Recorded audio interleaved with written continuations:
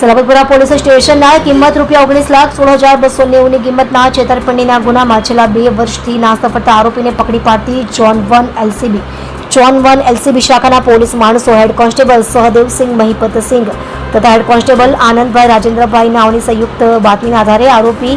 નામે દિલીપભાઈ ઉર્ફે ગોપાલ શર્મા, વાલજીભાઈ જીકાદરા, ઉંમર વર્ષ 35, રહે મકાન નંબર 3, શ્રીનાથ દ્વાર સોસાયટી, સીતાનગર ચોકડી પાસે, પુણા, સુરત,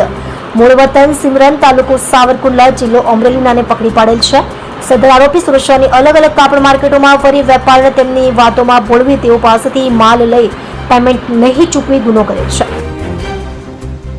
તમે જોઈ રહ્યા છો સેવા ટાઈમ ન્યૂઝ ચેનલ અજમલ જાતવની સાથે.